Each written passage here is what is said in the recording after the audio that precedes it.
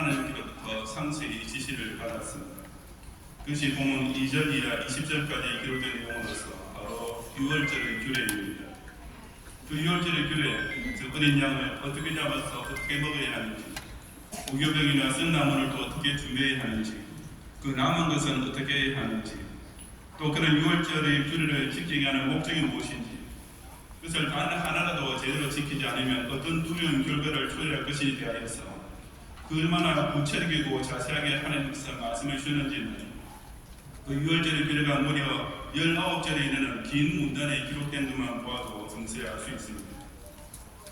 그리고 모세는 바로 그 하나님의 말씀을 백성에게 그대로 전달하고 빠짐없이 지키게 해야 할 책임이 주어졌습니다. 그리고 그것은 지극히 중차대한 일이었습니다. 그냥 그것이 곧 각 이스라엘 백성의 생명과 직결된 것이었기 때문이었습니다.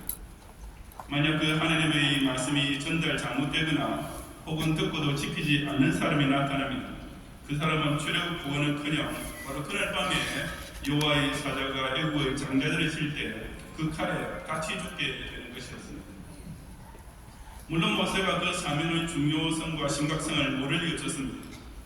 그래서 21절에 보면 모세는 이스라엘 모든 장로를 불러서 그들에게 지금 막 자기가 하나님께로부터 들은 유월절의 규례를 그대로 전달해 주었습니다. 그리고 본문 마지막 절인 28절에는 그 모세의 전달이 끝난 후에 이스라엘 자손이 물러가서 그대로 행하게라고 되어 있습니다. 하지만 여기서 이스라엘 자손이란 말이 장정만 해도 60만 명이나 되는 전 이스라엘 백성을 가리키는 것이 아님은 분명합니다. 그만한 사람이 한 자리에 모일 수가 없었고 혹그렇게 헤드손 치더라도 마이크나 스피커가 없는 당시 모세 한 사람 육성으로 그 많은 사람에게 동시에 들리게 말할 수는 없었기 때문입니다. 아까 21절에서 모든 장로들을 불러서라고 분명히 밝혔듯이 모세는 어디까지나 이스라엘 장로들에게 그 유월절 규례를 전했습니다. 그리고 그 장로들이 나가서 각 지파 족장들에게 전달했을 것이며 그 족장들이 그 다음 단계의 우두머리에게 차례로 전했을 것입니다. 그런 식으로 결국 이스라엘 백성 모두가 제일 처음에 하나님께서 모세와 아론에게 전하신 말씀을 각자 듣고 순종한 것을 두고 본문에서는 이스라엘 자손이 물러가서 그대로 행했다라고 표현한 것입니다.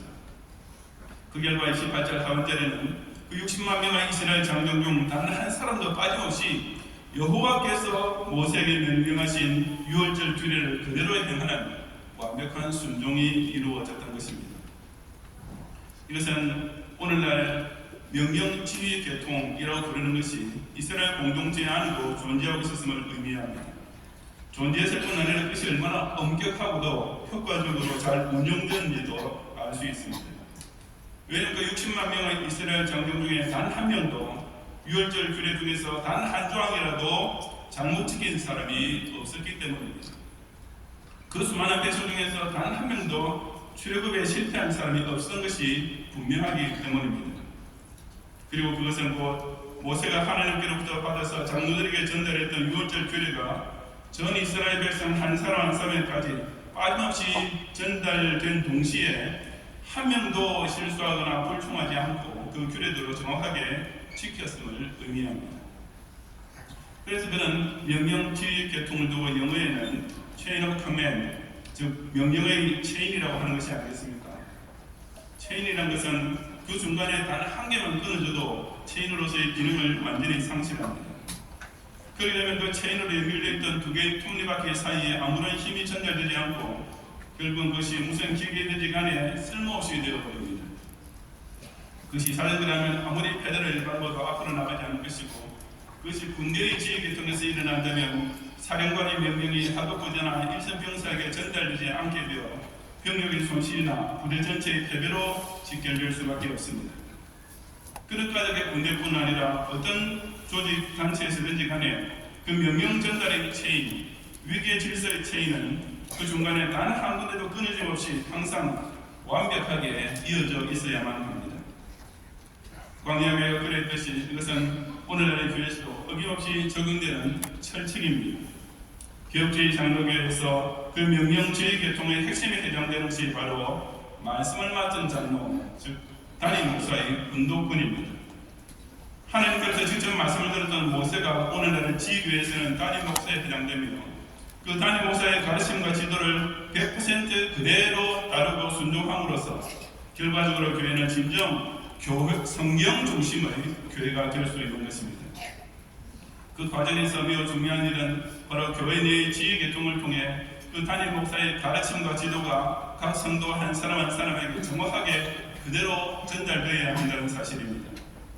구체적으로 말해서 장로와 부교육자는 특히 하나님께서 단임 목사님의 훈독권을 통해 교회를 향해 가르치시고 명령하시는 규례를 본인부터 그대로 따라야 하며 교원들에게 단 한마디 가감 없이 100% 그대로 전달해야만 합니다. 생각해 보시기 바랍니다. 만약 6월절 규례가 전달되는 과정에서 장로나 속장 중 한 사람이 내 생각에는 이 부분만큼은 이렇게 해서는 안 될 것 같은데 라고 자기가 옳다고 생각되는 바를 따라서 그 6월절 규례의 일부분이라도 변경했다면 어떻게 되었겠습니까? 그리고 그 사람 다음을 지휘계통 이하에 걸린 백성은 모두 다 하나님께서 명하신 규례를 그대로 지키지 못하게 되었을 것이고 그 6월절 밤에 하나님의 사리의 손에 애국 장자들과 같이 죽음을 당하지 않았겠습니까? 이것은 교회에서도 꼭 마찬가지입니다. 오늘 목사님께서 늘 강조하셨듯이 교회의 지도자는 하나, 바로 말씀을 맡은 장로인 단임 목사 한 명뿐입니다. 단임 목사님이 지도하고 명령하는 것이 중간에 장로나 부교육자의 단계에서 조금이라도 바뀌어서는 안 됩니다. 만약 장로나 부교육자가 자기가 옳다고 생각하는 소견으로서 그 명령주의 계통을 부분적으로라도 파손하거나 끊어버리면 오로지 100% 성경 중심으로만 움직여야 할 교회 질서가 근본적으로 파괴되고 결과적으로는 교인에게 피해가 가게 되는 것입니다. 이스라엘의 광야 교회 안에서 그처럼 엄중히 시행되었던 명령주의 계통은 문자 그대로 전 이스라엘 백성의 생명을 살려내기 위한 체인이었습니다. 이 경영교를 통해서도 특히 단임 목사님을 가장 가까이서 보좌하는 당회원이나 부교육자가 자기 스스로 독특한 줄로 착각하는 교만의 시행착오를 허리라도 범하지 말고 오직 단임 목사님만의 훈독권을 철저히 존중하고 자기에게 맡겨진 명령주의 계통을 충성스럽게 지킴으로써 오늘날도 하나님께서 성경을 통해 명령하시는 모든 말씀을 경영의 각 성도 한 사람 한 사람 정확하게 전달받고 그대로 순종하여 이 경영공동체를 통해 큰 구원의 은총과 성화의 역사를 이루며 함께 승승장구하시기를 주님의 이름으로 축원합니다. 아멘.